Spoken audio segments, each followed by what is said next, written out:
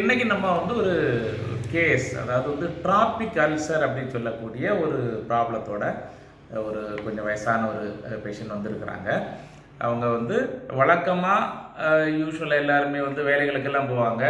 அந்த வேலையெல்லாம் வந்து முடித்து ரிட்டையர் ஆகக்கூடிய ஒரு ஸ்டேஜ் மாதிரி இவங்க வந்து ஃபிசிக்கல் ஒர்க் எல்லாம் முடித்து பல வருடங்கள் நிறையவே அந்த ஃபிசிக்கல் ஒர்க்கில் வீட்டுக்கு ஒர்க் பண்ணி முடிச்சுட்டு காமனாக லேபராக ஒர்க் பண்ணவங்க தான்.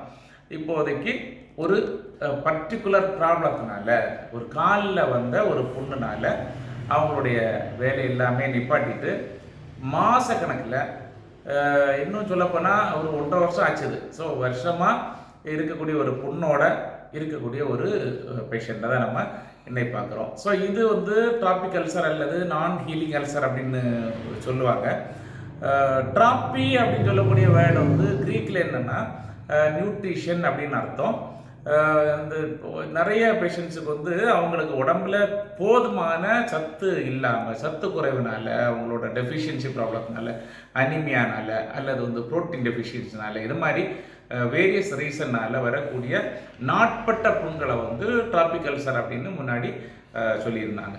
ஓகேவா? இப்போது இந்த பேஷண்ட் அவங்க வந்து ஒரு வயலில் வேலை செய்யும்போது ஒரு குறிப்பிட்ட ஒரு ஆப்ஜெக்ட், முள்ளு மாதிரியான அல்லது ஒரு ஒரு ஒரு கிளிக்கிற மாதிரி ஒரு மெட்டீரியல் அவங்க காலில் படும்போது அதை தொடர்ந்து இவருக்கு என்ன ஆகுது அப்படின்னா இந்த ஒரு புண் வந்து உருவாகிருக்குது.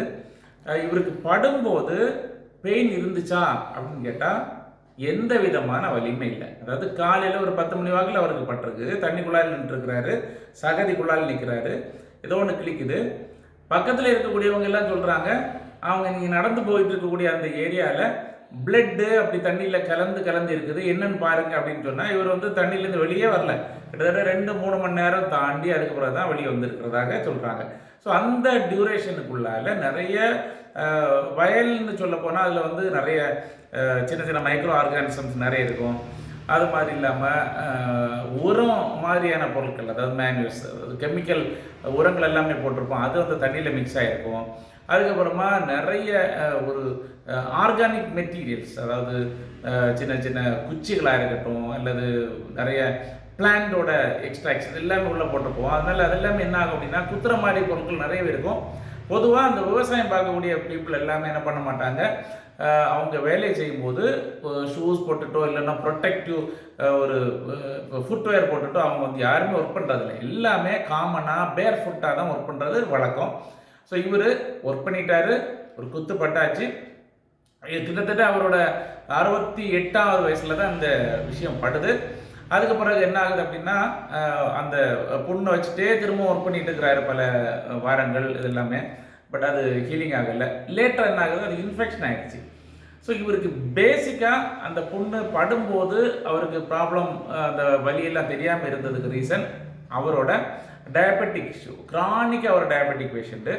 அவரோட நரம்புகள், அதாவது வலி நரம்புகள் எல்லாமே அந்த பெயின் சென்சேஷன் இல்லாததுனால அவருக்கு ஸ்டார்டிங்கில் தெரியல. லேட்டராக என்ன ஆகுது அப்படின்னா அந்த புண்ணு இன்ஃபெக்ஷன் ஆகி, வூண்ட் இன்ஃபெக்ஷன் ஆகி, அந்த வூண்ட் இன்ஃபெக்ஷனை கண்டுக்காமல் விட்டு பல மாதங்களாகி அது வந்து ஒரு நான் ஹீலிங் அல்சராக அவருக்கு வந்து உருவெடுத்து ஒரு குழி, அதாவது அவரோட பாதத்தோட முன் பகுதியில், அதாவது 4 ஃபுட் அப்படின்னு சொல்லக்கூடிய முன்பகுதியில் ஒரு ஆழமான குழி இருக்குது.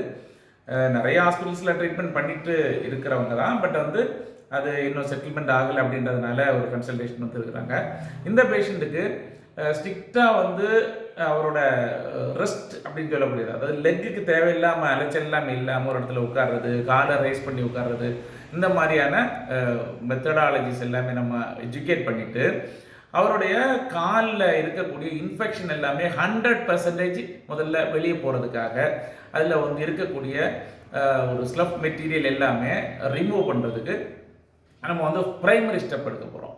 ப்ரைமரி ஸ்டெப் எடுத்து அதில் இருக்கக்கூடிய தேவையில்லாத வேஸ்ட்டுகள் எல்லாமே வெளியேற்றி ஃப்ரெஷ்ஷான உண்டாக மாற்றிட்டு இவருக்கு ஸ்பெஷலி மேட் ஒரு ஆயில் நம்ம வந்து இவருக்கு அப்ளை பண்ண போகிறோம்.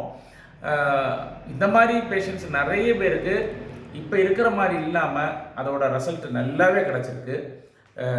நம்மளும் ரொம்ப ஆர்வமாக தான் இருக்கிறோம் இந்த பேஷண்ட்டோட அப்டேட்டு.